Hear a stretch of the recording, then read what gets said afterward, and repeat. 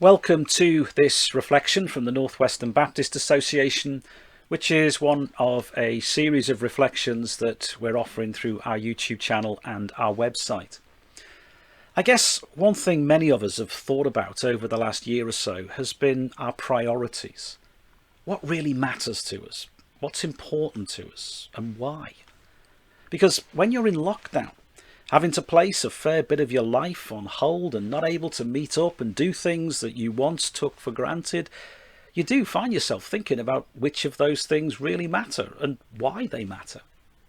And of course, we've been in lockdown in the shadow of a life-threatening disease, and I doubt if any of us haven't recognised in clearer ways our own fragility and susceptibility. And some of us will have lost friends and loved ones. And that again will cause us to stop and think about what our life is all about. Here we are in the 21st century with all our new technologies and our new understandings of life, the universe and everything. And yet in some respects, human nature just hasn't changed. Because when I read the New Testament book of Philippians, I see exactly the same traits in someone who lived thousands of years ago. Someone who lived in a very different culture to our own. Someone who was a prominent church leader, but who became very familiar with lockdown and was very aware of his own life's fragility. And the person in question is Paul, the writer of the book of Philippians, a letter written to the church community in Philippi, written because he had been arrested and imprisoned through a religious persecution and was clearly, from what he says in the opening sentences, under very real threat of death. And Paul finds himself, therefore, writing what is going to be quite possibly the last thing that he's ever going to say to the church in Philippi, perhaps the last letter he'll ever write to anyone. We're not entirely sure of the historic circumstances of this, but he would have had no idea at the time what the future held for him. And we might not be surprised that he found himself thinking, therefore, about what really mattered. And clearly, the church in Philippi mattered to him, because he spoke of them not so much as an institution or as an organisation, but as people. People that he loved, people that he longed to be with, people that he longed to see flourish. And he also reflected on his faith, and how that faith, and particularly his relationship with Jesus, mattered to him more than just about anything else in the world. Now, Paul is a pretty interesting character, because we first meet him in the New Testament not as Paul, but as Saul. That's the name he had when he marches into the story of the early church, not as some enthusiastic and dedicated follower of Jesus, but a man who was dedicated to destroying the church. And it's somewhat ironic that we meet him in Philippians on the receiving end of the very thing that he was intent on metering out on the church in his early days. And we can see from many of the things that he wrote just how much he regretted that. On one occasion, he described himself as the chief of sinners. But his name change came with a life change, when he dramatically encountered Jesus and turned from being a persecutor of the church to becoming one of its greatest advocates. And he reflects on the life that he once lived and all the things that contributed to making him the person that he was. And to be honest, it was a pretty impressive list. He had ancestral pedigree to one of the great tribes of Israel. He'd been to one of the top educational establishments of his Jewish culture. He'd been an influential player in one of the big religious political parties and had sufficient influence to be pretty much given free rein to persecute the church. And he was a Roman citizen, which gave him further privileges. He pretty much had the lot. And here he was now, chained, imprisoned, facing death. And he'd pretty much given up the lot through becoming part of the Christian community. And there'd be many who no doubt would have said to him, look what you've lost. Look what you've thrown away. Look what this Jesus business has cost you. But like I said, when we find ourselves in lockdown with space to think, when we find ourselves confronted with our own mortality, we tend to reflect very carefully on our priorities and what really matters to us. And sure thing, Paul lists off this catalogue of virtues and privileges, and then in one sweeping statement he just says, I consider these things to be nothing.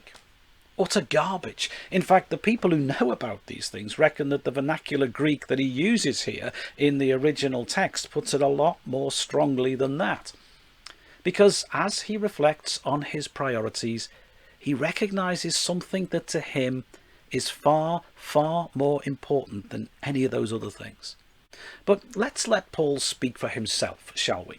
So I want to read to you Philippians chapter 3, and I'm going to read from verse 7, which immediately follows that catalogue of achievements that I've just been talking about. And this is what it says from Philippians chapter 3, verse 7 onwards. But whatever were gains to me, I now consider loss for the sake of Christ.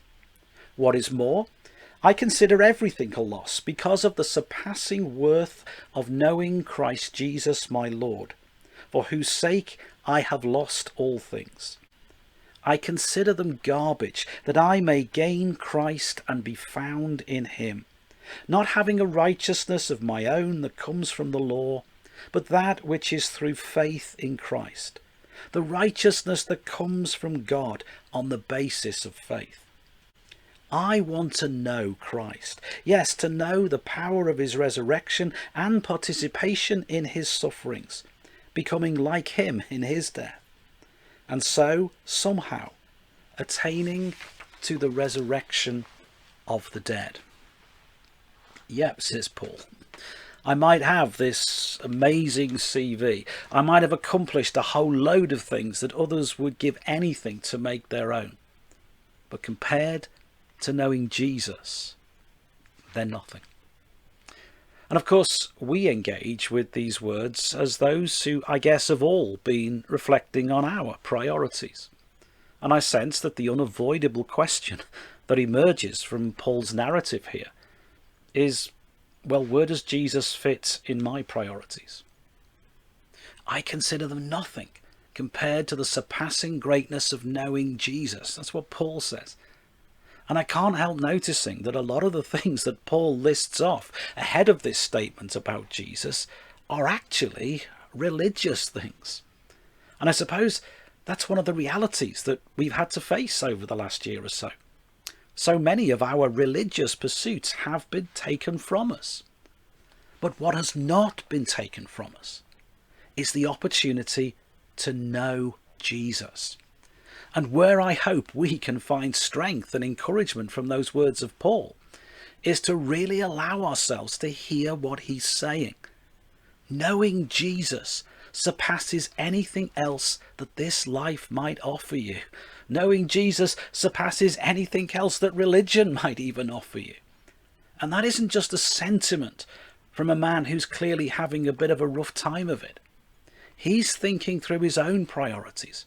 And in the face of his own possible execution, as he himself reflects at the end of our reading, it is through knowing Christ that he expects to attain the resurrection from the dead, which is pretty important when you know that there's a strong chance of your life being taken from you.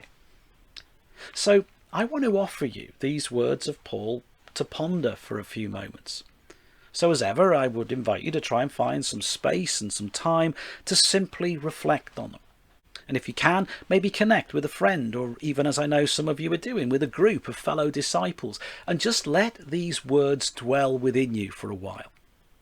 And let me, as ever, offer you a few questions to help you do that. But equally, if you find other things within these words, then let them speak to you. After all, this is about your priorities, not mine. But if it helps, maybe start by simply asking yourself, well, how well do I know Jesus? You see, if you track back through Paul's life, that was the turning point. The day he encountered Jesus. The day when it dramatically dawned on him that a living relationship with God through Jesus was of infinitely more value than all his religious inheritance and activity. Those things were just a means to an end. And in his case, they hadn't even achieved that end. Instead of following Jesus, he'd done all he could to stop anyone from following Jesus. But that relationship changed everything. That relationship turned his whole priority system upside down. And if we're going to reset our priorities, if we are perhaps going to move forward from the experiences of COVID with new priorities, then before we start to set them, maybe we also need to ask ourselves, how well do I know Jesus? How am I cultivating and nurturing my relationship with Jesus? How is that relationship shaping and influencing the person that I am and the person that I strive to be? Is this relationship with Jesus as important to me as it should be? And then Paul moves on from speaking about knowing Jesus to gaining Jesus and being found in him. Now, what does he mean by that? Well, maybe this is the moment to go back to that persecutor, that religious thug who inflicted so much harm on the early Christians, as Paul used to be. Paul felt pretty bad about that, but he also had a confidence that he was forgiven. He recognized that his relationship with Jesus had led to him being declared forgiven by Jesus. So maybe that's the second question you might want to ponder. What difference has knowing Christ made to me?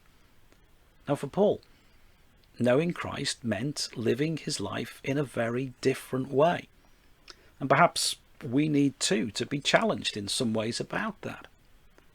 But it did also, as he says here, mean allowing himself to be declared righteous, being healed of his guilt and his shame, being reconciled. You know, he begins this letter by describing people with a very real affection that once he would have considered his sworn enemies. That was what Jesus had done for him. And part of the reason that his early pedigree counted for nothing was because of the person that he'd become through that. So, what kind of person is God calling you to become? And how does knowing Jesus help you to become that person? But there is also something here about the person that he has yet to be. And there is clearly an eternal dimension to that, as he makes reference, as we've already noted, to this promise of resurrection. But it also finds expression in the here and now. There is still more of Christ to discover. He speaks of getting to know Jesus better. This relationship still has further to develop. So perhaps that's the third question. What is Christ calling me to become? I want to become like him, says Paul. And that isn't all going to be plain sailing, because I need to become like him in his sufferings. And that's being written by someone who is suffering. And now, even when his life is under threat and his freedom has been denied, he is saying, I still want to be like Jesus.